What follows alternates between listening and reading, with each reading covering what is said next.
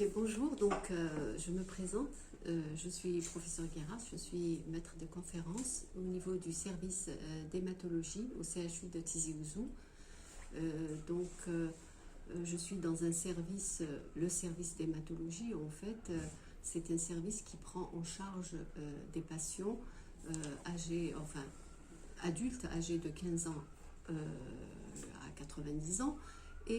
On prend la pathologie hématologique qui, il faut le savoir, il y a deux volets dans l'hématologie. Il y a l'hématologie bénigne et l'hématologie maligne. Donc, 90% de notre activité, c'est de l'hématologie maligne. Donc, je vais vous parler de l'hématologie maligne. On ne va pas parler du bénin, on va parler du malin. Donc là, je parle, c'est l'association Pharmavenir qui m'a demandé de parler d'un sujet d'hématologie qui est très sensible, qu'on voudrait expliquer un peu ce que c'est que la leucémie aiguë. Elle fait partie de ces hémopathies malignes justement dont on s'occupe au service d'hématologie. Là, je vais commencer par vous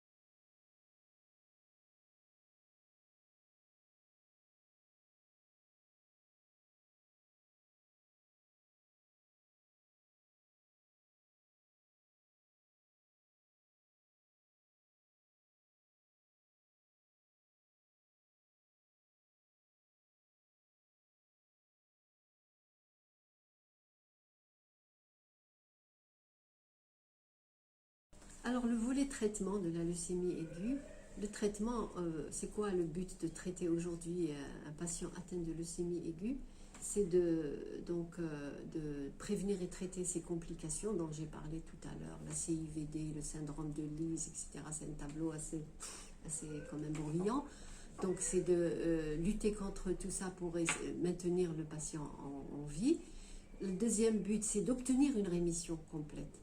La rémission complète, c'est-à-dire cliniquement disparition de tous ces symptômes. Il n'y aura plus d'anémie, plus de syndrome hémorragique, plus de syndrome tumoral, tout va fondre.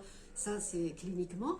Biologiquement, c'est la normalisation de l'hémogramme, la formule redevient normale, le frottis sanguin normal, la moelle normale, absence de blast, ou moins de 5% du moins de blast dans la moelle, pour dire que c'est une rémission complète. Et aujourd'hui, le but du traitement, c'est de réduire au maximum la maladie résiduelle. Parce que quand on traite avec la chimiothérapie, on a toujours une maladie résiduelle. C'est-à-dire même quand tout est normal, dans la moelle, il reste dans ces cellules souches-là, il peut y avoir ce qu'on appelle la maladie résiduelle. C'est-à-dire il persiste encore des quantités infimes de cellules tumorales. Et donc aujourd'hui, les traitements d'aujourd'hui, ils visent à limiter au maximum cette maladie résiduelle pour éviter les rechutes, justement. Et en fait, le but, le troisième et le but, c'est de guérir le malade.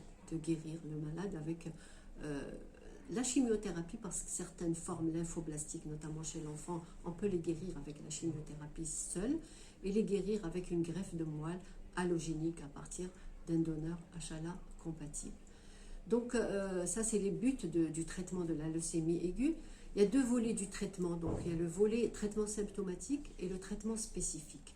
Je vais beaucoup insister sur le volet traitement symptomatique parce que il est à la portée de tous et dans tous les hôpitaux, pas seulement dans les CHU, pas seulement dans les services spécialisés comme l'hématologie, même dans les services de périphérie, on peut assurer un traitement symptomatique. Un médecin généraliste, un médecin interniste peut s'occuper d'un malade leucémique et assurer le traitement symptomatique en attendant que ce patient soit dans un service spécialisé pour recevoir le traitement spécifique. Et ça, c'est très très très important, j'insiste, parce que on peut sauver beaucoup de vies comme ça et les amener après à la guérison avec le traitement spécifique. C'est quoi ce traitement symptomatique que tout le monde peut faire dans les hôpitaux périphériques? Alors, c'est lutter d'abord contre cette anémie, parce que je vous ai dit que le malade, il a une pâleur, il est à 5 grammes, 6 grammes, ou même moins d'hémoglobine. Donc, on va juste transfuser. La transfusion, donc pour remonter ce taux d'hémoglobine à une hémoglobine correcte à 10-11, on transfuse quoi? Du culot globulaire. Du culot globulaire. Par contre, on va essayer, enfin, il faut transfuser du culot globulaire isogroupe, isorésus phénotypé. Pourquoi c'est important phénotypé? Parce que c'est un malade qui est amené à être transfusé beaucoup par rapport au traitement qu'il va recevoir à la chimiothérapie. Donc on transfuse du sang phénotypé pour éviter l'une des complications de la transfusion qui est l'immunisation, où il peut développer une immunisation. Donc ce volet culoglobulaire pour remonter le taux d'hémoglobine, donc ça c'est pour lutter contre l'anémie. Le deuxième volet, c'est lutter contre le syndrome hémorragique. Le syndrome hémorragique, on a vu qu'il était lié à la thrombopénie. Donc, qu'est-ce qu'on fait? On transfuse les plaquettes. La transfusion de plaquettes aussi, c'est un acte très très important, sinon le plus important dans le traitement symptomatique de la leucémie aiguë. On apporte au malade ces plaquettes qui lui manquent pour ne pas qu'il saigne. Parce que souvent, les patients qui décèdent, ils peuvent décéder de syndrome hémorragique. On a vu tout à l'heure, lorsqu'il y a des bulles endobuccales, lorsqu'il y a un saignement rétinien, le patient, il peut saigner dans ses alvéoles, il peut saigner dans son cerveau, et c'est ça qui va emporter le malade, parfois avant même de commencer la chimiothérapie. Donc, comment lutter contre ce syndrome hémorragique? Premièrement, en transfusant des plaquettes. Alors, les plaquettes, il y a deux types de plaquettes. L'idéal, c'est de transfuser des unités plaquettes, des cups, ce qu'on appelle des cups. C'est des concentrés unitaires plaquettaires ou des concentrés plaquettaires par aphérèse. C'est-à-dire que la préparation de ce culot est préparée au niveau des CTS à partir d'un seul donneur, c'est-à-dire le patient y ramène des donneurs. Ils vont choisir un donneur qui est en bonne santé. qui peut faire, faire ce don. Et à partir d'un appareil qu'on appelle la cytaphérèse, donc on va extraire uniquement les plaquettes à partir d'un seul donneur qu'on va injecter au malade. Et ces concentrés plaquettaires, ils sont riches en plaquettes, donc ils sont efficaces. Et donc c'est ça qu'on préfère, nous, pour nos malades leucémiques. Le deuxième type, c'est les concentrés standards, concentrés plaquettaires standards, ce qu'on appelle les CPS. Et là, c'est des concentrés, c'est de plaquettes qu'on récupère à partir de plusieurs donneurs. C'est-à-dire que le patient atteint de leucémie, ses parents ramènent des donneurs. Ils doivent ramener déjà beaucoup de donneurs au niveau du CTS, puisque par jour, le patient doit recevoir en moyenne 8 concentrés plaquettaires standards. Donc chaque culot à partir d'un seul donneur. Donc il faut 8 donneurs pour mettre 8 CPS par jour.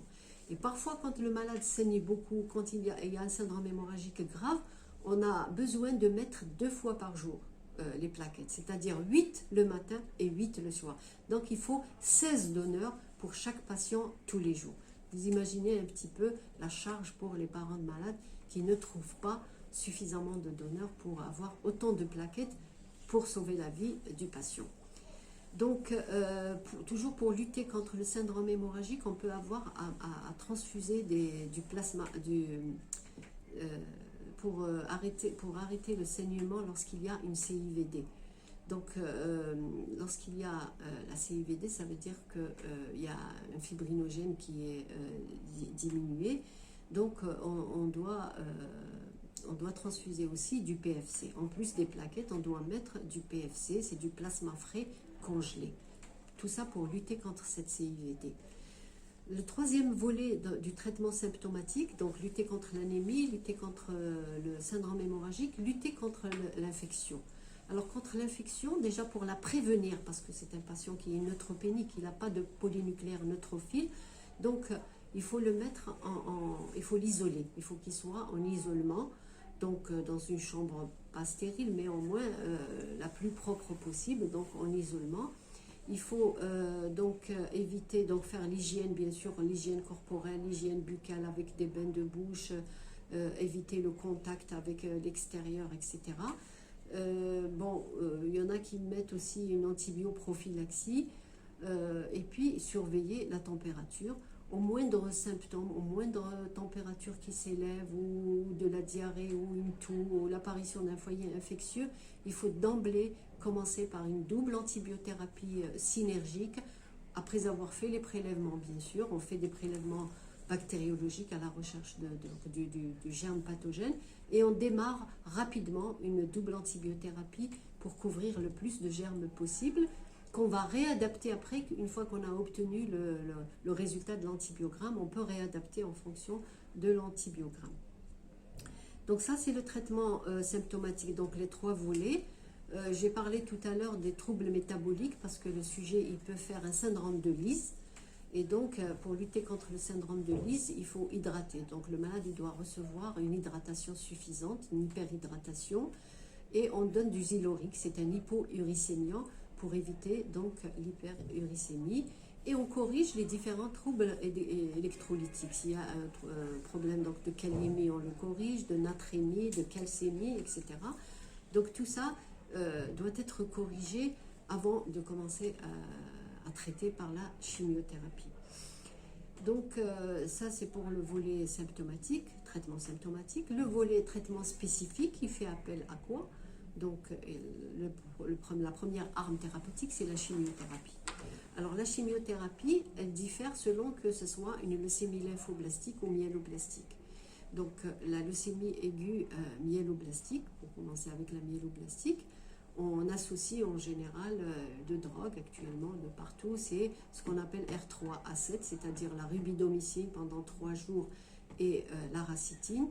Donc la rubidomycine, c'est une drogue qui est cardiotoxique, donc au préalable on fait un examen cardio chez le patient pour voir si le cœur est bon, si la fonction myocardique est correcte, s'il va supporter ces anthracyclines, cette rubidomycine. Et la racitine aussi, il va recevoir pendant donc 7 jours des perfusions de 24 heures qu'on va renouveler tous les jours.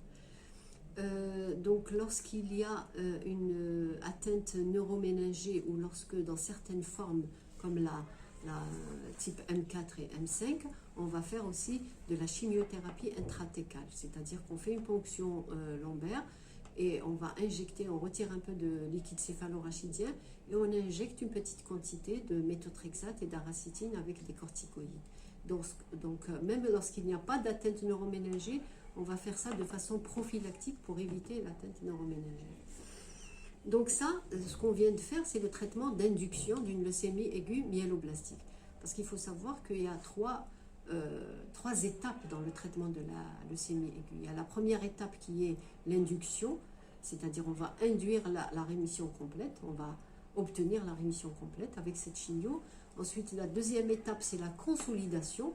La consolidation, on va mettre aussi une autre chimiothérapie pour consolider cette réponse, pour qu'elle persiste et pour réduire la maladie résiduelle. Et on va faire la troisième étape du traitement qui est le traitement d'entretien, toujours pour éviter les rechutes. Dans le deuxième type qui est la leucémie aiguë lymphoblastique, le traitement fait appel à plusieurs drogues avec de fortes doses. Donc c'est des protocoles pédiatriques donc chez l'enfant, parce que je vous ai dit la lymphoblastique est plus fréquente chez l'enfant. Donc on utilise une association de 4 drogues: la rubidomycine, la cyclophosphamide, l'asparaginase et les corticoïdes. Tout ça, donc, ça va être donné pour induire la rémission complète. Toujours avec, dans la lymphoblastique, c'est systématique de faire 6 ponctions lombaires en injectant de la chimiothérapie intrathécale. Et donc, lorsqu'on a obtenu la rémission, c'est-à-dire après ce traitement, le malade il va être ce qu'on appelle en aplasie post-chimiothérapie. C'est-à-dire tout va descendre très très bas. L'hémoglobine, les globules rouges, les globules blancs, les plaquettes parfois jusqu'à 0. Donc là, nous, avec le traitement symptomatique que j'ai expliqué tout à l'heure, on va essayer de passer ce cap de aplasie post-chimiothérapie en transfusion des plaquettes presque tous les jours, du sang, en agissant sur les infections, en traitant les antibiotiques, etc. Le temps que le malade remonte, et c'est la sortie d'aplasie. Quand il va remonter, c'est-à-dire il va sortir d'aplasie, et l'hémogramme va redevenir normal si le malade est chimiosensible. S'il répond au traitement, il va sortir donc d'aplasie, et là on refait le frottis sanguin, on refait la moelle pour vérifier si le malade est en réponse complète ou en rémission complète ou pas. Et si en faisant ça, on trouve que le malade est en rémission complète, alors la leucémie aiguë lymphoblastique, il y a un traitement après qui va se poursuivre. C'est celui que j'ai expliqué tout à l'heure, c'est-à-dire la consolidation. Ce sont d'autres protocoles qui utilisent d'autres drogues de chimiothérapie. Et on va faire de la consolidation, on va faire le traitement d'entretien, et on ne va pas le greffer parce qu'on peut le guérir avec ce traitement chimiothérapie seul. L'enfant, on a 90% de réponse prolongée au-delà de 5 ans. Dans l'autre type, dans la myéloblastique, dès qu'on obtient la rémission complète, il faut greffer le malade. Il faut faire l'allogreffe de cellules souches hématopoïétiques. Sinon, le malade il risque de rechuter. Donc, la myéloblastique, on va faire donc la deuxième arme thérapeutique qui est la greffe de moelle. Donc, on va vérifier s'il a une fratrie, on va typer, on va faire le typage HLA du patient et de sa fratrie à la recherche d'un donneur compatible dans le système HLA. Et si on trouve ce donneur, donc le malade il va être greffé après un traitement lourd, donc une préparation, si vous voulez, c'est dans des services spécialisés. À Tizi Ouzou, on ne greffe pas, on ne fait pas de greffe, on les envoie à Alger, au CPMC, et le malade est allo-greffé, c'est sa seule chance de guérison. Si le malade n'a pas de donneur compatible, on va continuer quand même par la chimiothérapie pour prolonger le plus longtemps possible cette rémission et éviter les rechutes. Donc ça, c'est la greffe de moelle allogénique. La troisième arme thérapeutique, c'est la radiothérapie. La radiothérapie, on l'a fait lorsque le patient il fait une rechute neuroméningée. Donc, c'est dans la lymphoblastique surtout, on a vu qu'il y avait beaucoup de rechutes, enfin, il peut y avoir des rechutes neuroméningées parce que les méninges, comme les testicules d'ailleurs, c'est ce qu'on appelle un sanctuaire. C'est un endroit où la chimiothérapie par voie générale n'arrive pas, si vous voulez, donc il y a un risque de rechute. Donc, on a dit qu'on faisait tout à l'heure les PL prophylactiques. Mais si le malade rechute sur le plan neuroméningé, l'arme thérapeutique, c'est la radiothérapie, en plus de la chimio. On va utiliser d'autres chimiothérapies, le méthotrexate à haute dose, mais on va faire la radiothérapie crânio-spinale, donc 18 ou 20 gris, c'est des doses quand même, surtout chez l'enfant, avec précaution, parce que la radiothérapie, ça a beaucoup d'effets secondaires sur l'enfant notamment, il va avoir les troubles de la croissance notamment. Voilà, donc pour le traitement de la leucémie aiguë. Pour le pronostic, bon, il dépend du type cytologique. On a vu que certains sont meilleurs pronostics que d'autres.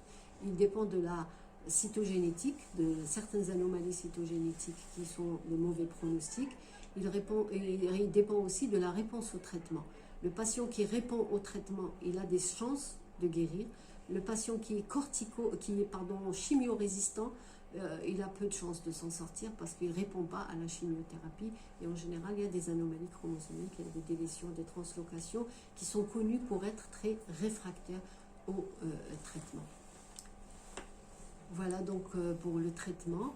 Je voulais dire un mot par rapport à la sensibilisation, par rapport aux dons de sang. J'insiste, je reviens toujours sur le traitement symptomatique et donc j'insiste sur le don de sang. Le don de sang, c'est quelque chose de très très très important. Il ne faut pas penser que le malade leucémique, il est condamné, c'est bon, il va mourir. Au contraire, aujourd'hui, le patient leucémique, il a besoin de beaucoup de choses pour s'en sortir, c'est vrai, pour guérir, mais toutes ces choses sont faisables et on doit les faire. La transfusion de plaquettes peut sauver le malade, peut l'amener après à faire la chimiothérapie, s'il est chimiosensible, s'il a un donneur, il va être greffé, etc. Donc il ne faut pas condamner le patient parce qu'il est porteur d'une leucémie aiguë. Il faut donner du sang parce que franchement, les patients au quotidien, ils sont vraiment en difficulté lorsqu'ils ont un patient atteint de leucémie aiguë. Ils doivent trouver tous les jours que Dieu fait, ils doivent trouver des donneurs et beaucoup de donneurs pour donner les plaquettes pour leurs patients. Et on a beaucoup de problèmes, notamment le mois de Ramadan. Le mois de Ramadan, on a très peu de donneurs. Et nous, dès qu'arrive le Ramadan, on croise les doigts, on a peur pour nos patients parce qu'on a beaucoup de problèmes, donc de manque de sang, de plaquettes. On a des patients qui sont loin aussi. Il faut savoir que le service d'hématologie, il prend en charge les malades de la wilaya de Tizi Ouzou, de la wilaya de Boumerdès et de la wilaya de Bouira. Donc quand on a un patient qui est de Bouira, qui est très loin et que ses parents ne viennent pas tous les jours et qu'il a besoin, et les parents, ils peuvent, même s'ils connaissent des gens à Bouira, ils ne peuvent pas ramener tous ces gens à Tizi Ouzou pour leur faire... pour faire les dons de sang. Donc ça, c'est la difficulté de tous les jours des patients et du personnel soignant du service d'hématologie. Donc j'espère que le message va arriver donc, dans ce sens par rapport aux dons de sang. Voilà, je vous remercie.